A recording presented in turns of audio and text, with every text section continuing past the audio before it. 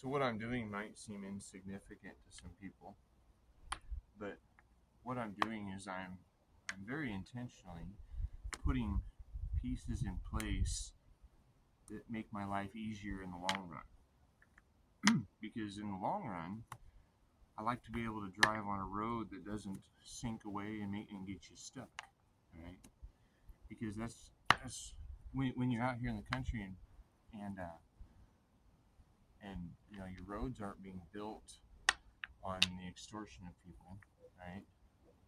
Um, you have to either leave it as it is, or you you just work with the land and you work with the resources that you have, and you make it the best that you know how to make it, right?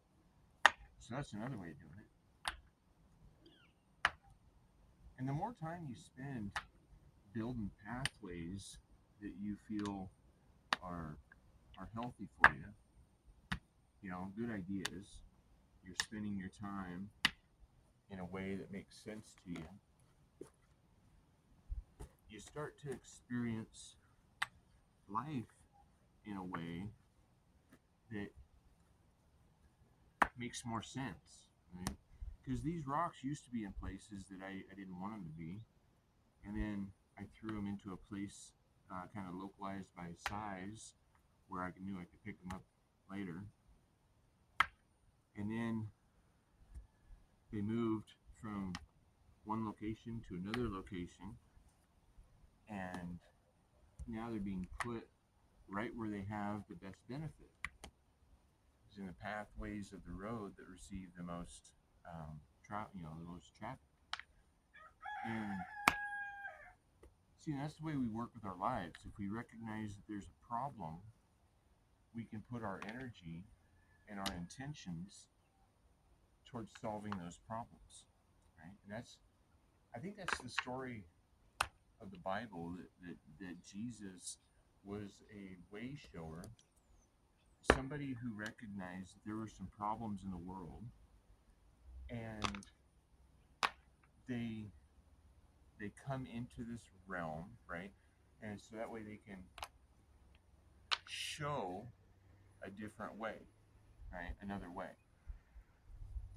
And when they show another way of how to do things that's different than what the church and the government has told them to do, well, they're seen as a rebel, right? But by being a rebel, we have to understand what is a rebel, right? What is a rebel? And if you look that up, it's just somebody who's trying to get to a root. It's to rebel is to regain liberty, to find again that which has been lost. And when we rebel in a way that makes sense, well, it's easy for other people to follow along and do as they've done. But I think that's what happened with that guy named Jesus. That guy named Jesus, he so let's go up here now to this pile of rocks. That guy Jesus, he showed up here into this world, and he was showing people another way. Showing people another way to live life than what they're currently experiencing. But what happened with that, I wasn't there, so I have to just rely on his story book. But it sounded like there was a bunch of people that were liking what he had to say, right? And so then that was gaining some popularity, and so the Catholic Church was running Rome, and the Jewish folks they were pretty pissed that he was claiming to be something that everybody else isn't, right? He's claiming that he's part of God. He's telling you that you are a child of God too, right? And that's where there's a lot of people they fight wars over this stuff. But does that make sense? I mean, in the name of God, should we ever be killing somebody else when it's supposed to be like one of the big rules of thou shalt not kill, right? But if we do it in God's name, then that makes it okay.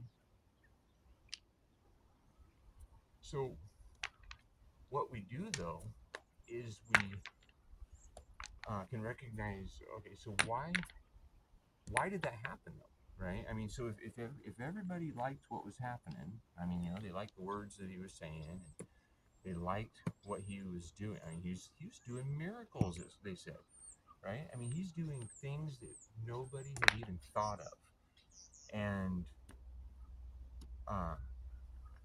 so where does 100 or a couple thousand people control what the direction of the world is versus the the millions in an area or the billions on the planet? Because I mean, if we've got um, billions of people, right? And if each person was putting an hour a day towards something that they felt was really important, well, we'd have like 8 billion hours every day being put towards things that people think are important. But right now we're spending a lot of time on things that most of us, I think, could reasonably, logically um, agree that it's not important. Right? We're watching people do little dances, or we're watching people play with little balls, or we're doing a lot of things that just really don't matter. Like not in the big realm of things. Because I mean, what matters is we have people killing each other because somebody somewhere said so. Right? And that's the same thing that happened with Jesus. I mean, maybe since there wasn't any J's in the Hebrew language, it was he's us, right? Showing us a way to be. But if a few people are controlling a lot of people, how does that happen? It only happens with a belief in authority. But we're if we follow the Bible, then it says except no authority higher than me or higher than I am. I don't know. I haven't actually read the book. I've heard some good things about it. I've heard some bad things about it. But anything written by a king isn't something. I don't pay attention to advertisements either. I mean, like, people can send me all sorts of things in the mail or write all sorts of books about a lot of things. But if if if it doesn't make sense to me, then I don't give it energy. But anyway, I mean, because what would happen if instead of the Roman soldiers coming out with this guy that they nailed to a cross and stabbing him with spears and whipping him and all of these things, what if everybody who thought that he was a pretty decent guy just stood up with their pitchfork or a knife or a sword or hammers or whatever, right? And said, no, you're not going to do that to that guy. He's a nice guy. He hasn't hurt anybody, and you shouldn't be killing him just because somebody somewhere said something. I mean, because that would be right. I mean, if Jesus was an expression of Christ, right? He was Jesus of Nazareth. From my understandings, again, I mean, and I'm sure there'll be people that tell me I'm wrong on a lot of stuff because they think I'm wrong on a lot of stuff, but yet they're suffering in things that they're doing. Right? So let's move this down the road a little bit here because I'm done in this spot. Right? How do we do this? We'll go like this.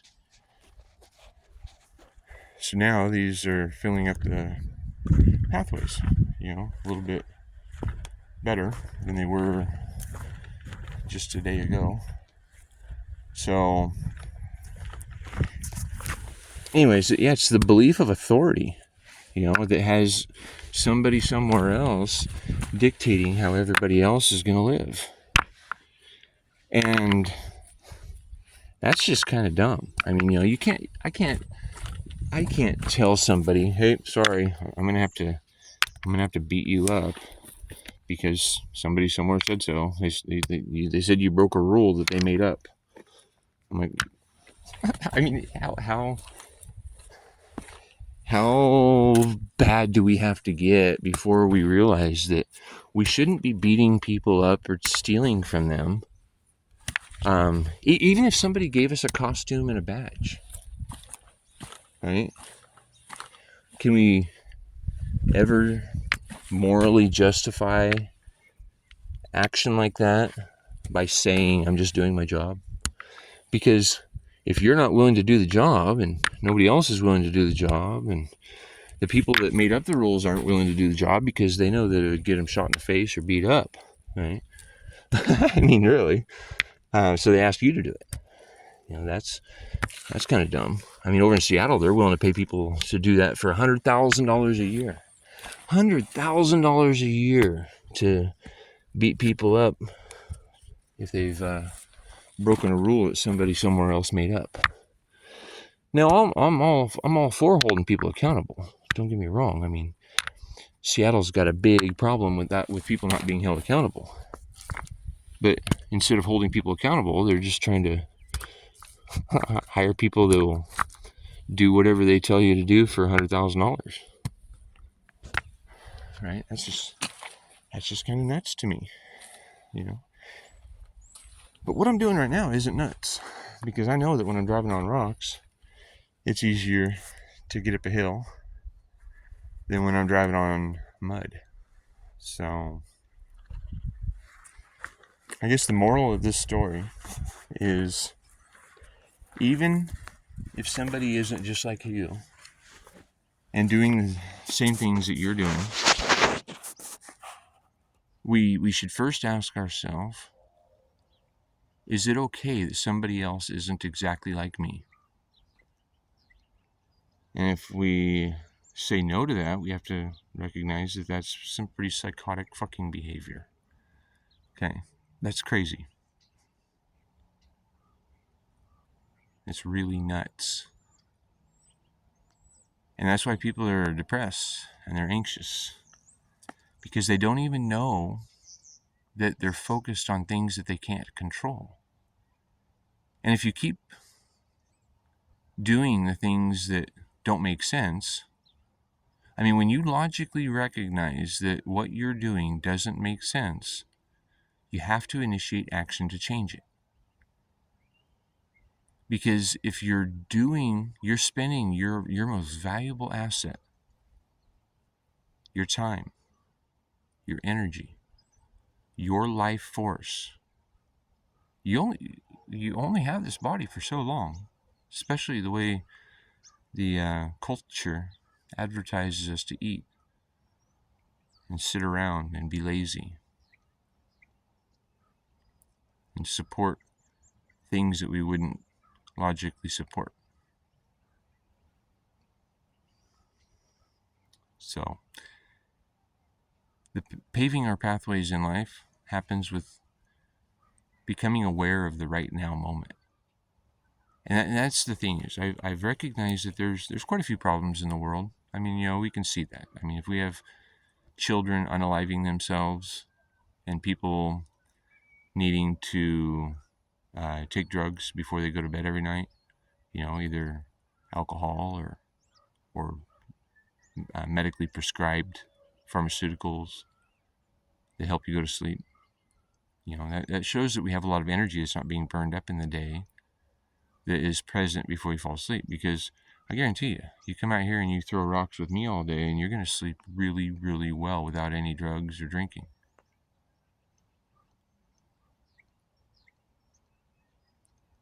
If we want different, we have to do different.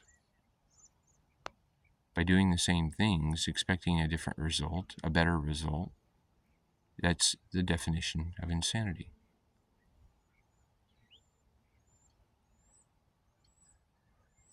Luckily, there's solutions. they are present and they're available to almost everyone.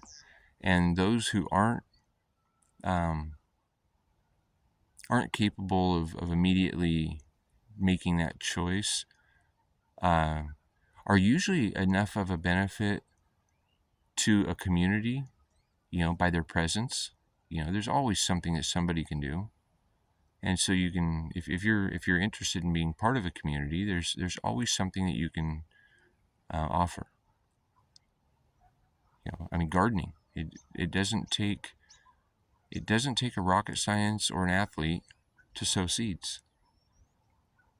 And when you're sitting on the dirt and you're planting seeds into the ground and you see them grow and you're eating from them, it really connects you to a reality of life instead of a false illusion that the media and the television programming has prescribed as a normal.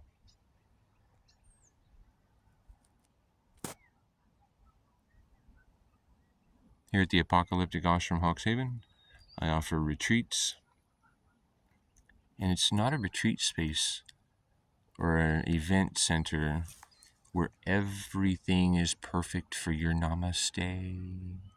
Oh, we just make your favorite foods all the time, and we're gonna om for an hour. No, no, I'm gonna take you into life, and we're gonna explore the land, and we're exploring our ability to create our right now moments the way we want them to be. And when you see that you can take a pile of rocks and turn them into a nice functional wall or a stairway, or you take a section of overgrown land and you clear it out and you plant the things that you want to see there. You've made a change that can last for thousands of years unless somebody comes by and messes it up. So my optimism, people have called me an apocalyptimist because I'm aware of the problems, but yet I'm also aware of the solutions. And so that makes it empowering to be able to know that, knowing that we have 8 billion people on the planet, and we have these devices that when we talk to each other over them, right, and we share the things that we want to experience in our lives can change. And right now, we have a whole bunch of people just supporting things that don't matter. When we have a whole bunch of people, each supporting the things that matter, all the problems are solved. And then we can go back to focusing on things that don't matter because the problems are solved. Here at the Apocalyptic Ashram, I know how to use pallets, and turn them into features, into gardens that give some shade, that give some break from the wind, that give trellis, that give water absorption capacity out in the desert, right? And then once you get some protection for the little things, all the big things thrive.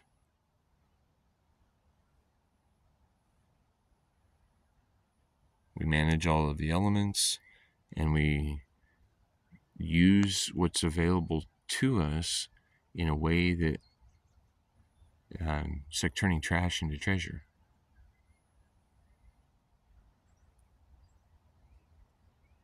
This transforms into meditation and yoga. Right? That's another thing. Permaculture, meditation, and yoga are the 3 primary focuses here, and those work to repair the landscape towards reduction of fire, flood, erosion, drought, and famine.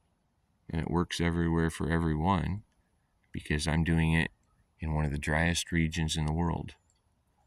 We get about 8 inches of annual precipitation, and I've got 1 well.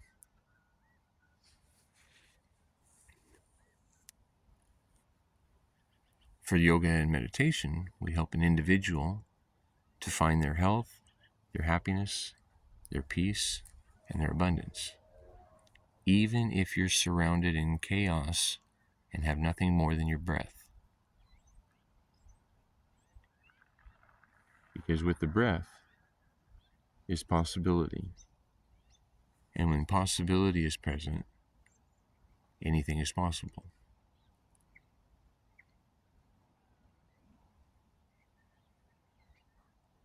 How many more of your breaths are you going to give to what doesn't matter?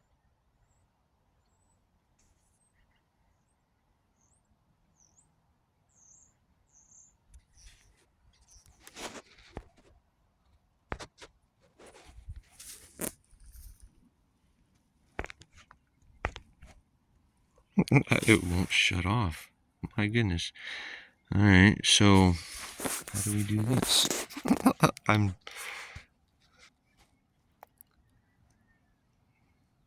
Is this possessed? Oh my gosh, it's like a black screen. It won't let me shut it off. Am I supposed to just keep talking? What's going on here?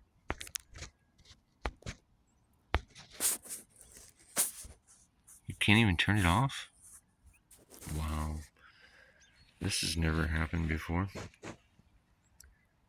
Alright, so what are we going to keep talking about? Oh, so, alright, so me and my nephew, he came by the other day and he was helping me out and we were talking about life, and I guess I'm just going to have to keep talking until the battery dies or the memory maxes out. So anyway, I'll tell you a little story about that. So we were talking and how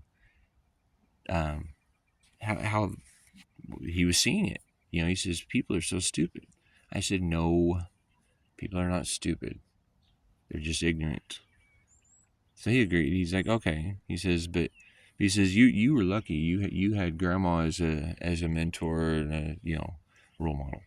And I said, well, I'm lucky that she was very consistent and taught me the laws of cause and effect. But I said, she was too busy trying to afford life to really be much of a mentor on a lot of things. I mean, and when she got home, she was busy. She had to relax. So me, there's jokes about the Gen X generation, but I mean, really, we raised ourselves and we found our own mentors. And I mean, luckily, I found a few good mentors. They're usually old guys that were working in their shops, and I just stared long enough that they said, "Hey, come here and help me out here for a minute." Or they asked me, "Hey, you want to earn a few bucks?" I picked blueberries for one guy, and I've anyway. Yes, I was exposed to some people that were beneficial in my life. They taught me things that you're not learning in school. And that's where it is really important to have quality mentors. But before the internet, we had to rely on our ability of finding these mentors in the world. And sure, you could read books if you mastered the Dewey Decimal System and you had access to a library and the time and stuff to do that. But for me, there was a lot more interesting things to be doing than trying to read a whole book to gain little tidbits of information that can help me in life. Now you get the internet, and anything you want to learn about is capable of just being accessed. A few buttons away on these little black boxes. This one that won't shut off. It's funny, but people are only ignorant because they're like I had just talked about. They're putting their attention toward the things that don't matter, and they're trying to appease and blend into a society that doesn't really matter. Right? They're trying to gain like acceptance from people they don't even want to be like. Right? And when we spend all of our time trying to jump through the hoops that somebody else puts up, are we ever going to find out who we are and what makes us happy? Because for me, I'm pretty happy out here. I mean, I live out there in the desert, and you can have a better view since we're still here. It's quiet. except for those damn birds. They just keep making all this noise. God, I'm just going to start shooting them all. Kidding.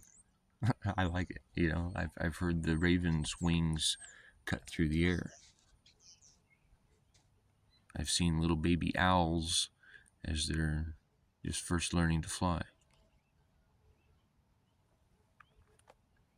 I've watched coyotes and hawks prey on the rabbits.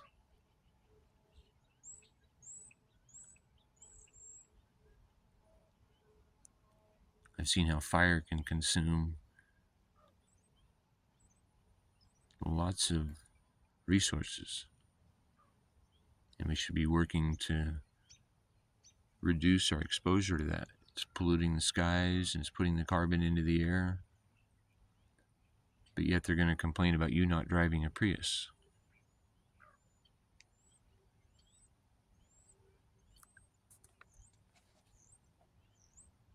You know, they want to build carbon sequestration plants instead of just planting trees. Right? They want to use more energy to take care of the problems that not managing our energy is causing.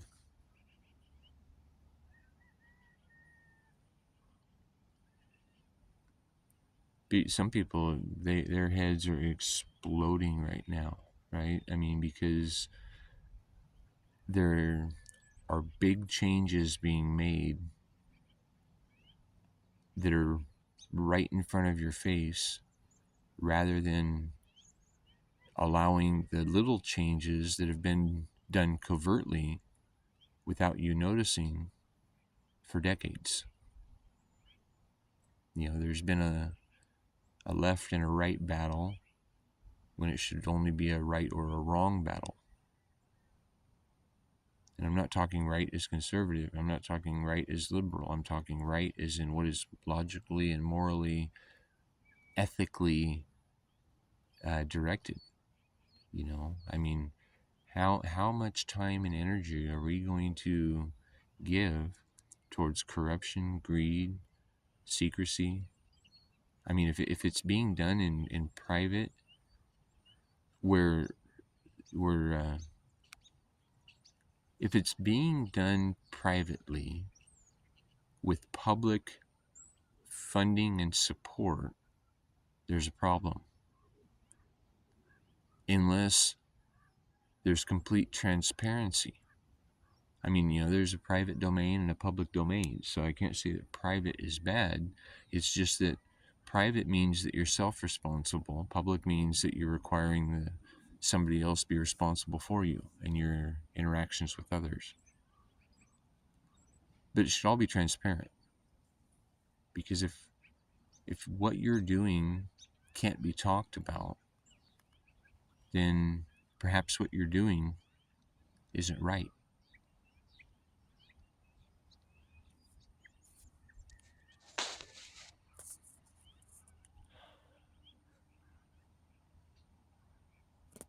The world is kind of in turmoil right now. Everybody's in fear. People are in trauma, stress. They don't even know how to manage the right now moment. And so a lot of people are choosing drugs. And some of them are getting them from their doctor, or their other doctor, or their other doctor, or the vendor on the street, or the bartender.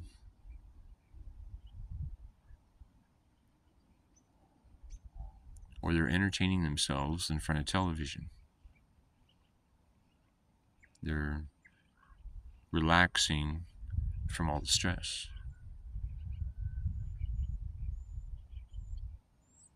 But the stress is optional, because there's ways to live life that there isn't stress. There's ways to look at life so it's not stressful. But people aren't being taught those tools. because stress is a big moneymaker for a lot of people. But when we manage stress, that means we're managing our emotions, we're managing our actions, because we're not burdened and bothered by the thoughts and actions that we're holding right now. We build a better life. You know, the opposite of stress is ease. So if you're in stress, you're in dis-ease, right? I mean, that's simple. But I don't remember being taught that in school. I suffered stress for the first 36 years of my life, where I didn't know how to manage it. And so from about 18, for 18 years, I chose alcohol and entertainment and sports and working my ass off, focused on something other than life. Because when you start thinking about life, it can be depressing sometimes, you know, especially if you've seen it. You know, I'm not just saying on television. You have to be in an area that you don't know if you're gonna go home from. You have to be in a space of mind where you don't know if that next bomb is gonna be what makes you not go home. Right? I mean, because that can imprint on you in a certain way. But I mean, you know, after you're out of it, it doesn't just go, that feeling doesn't just go away for a lot of people. You know, so we call that PTSD. And PTSD comes in many forms. It's not just from soldiers. It's not just from little kids that are neglected or abused. It comes in many forms, right? And if we hold on to it, if we don't recognize what we had to learn from it and move forward, it can be debilitating. But when we learn how to manage it, we can grow from it. And then by growing from it and mastering ourselves in the right now moment, we serve as a mentor for others. And we can help other people to get out of stress. Because for me, when I was in stress, it was often like walking through hell. Ooh, there's a little squirrel over there. We're going to see if we can zoom in on it.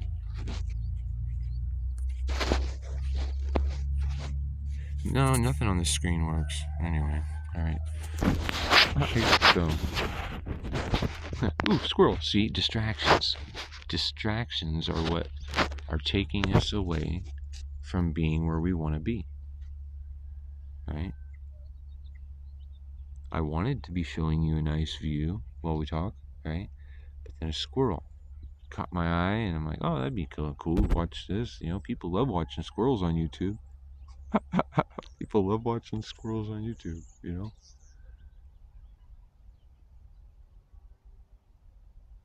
Millions of views to watch a squirrel. Yet, things that matter maybe get a few views by the people who stumble across it and have the time to listen.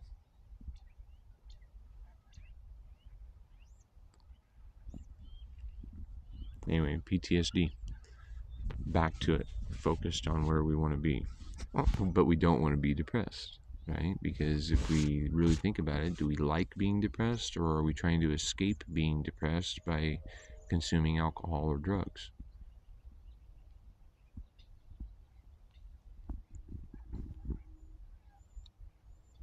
If you know how you want to be and you know how to get there, how often are you going to travel to that place? Right? I mean, if you have your favorite place on the river, right? Are you gonna go? Are you gonna keep going to the one that's all trashed and dangerous, or are you gonna go to your favorite place on the river? Right? And luckily, because we're not floating on the river all the time, if you get to that place on the river that you want to be, you're just there, right? There might be things that come along that disrupt your peace or your happiness, and these are distractions. But when you are consciously where you want to be in your life or at the river, you can stay there. And the more times you go there, the more easily you'll make that trip. So anyway, heavily meditated. Ah, AAH.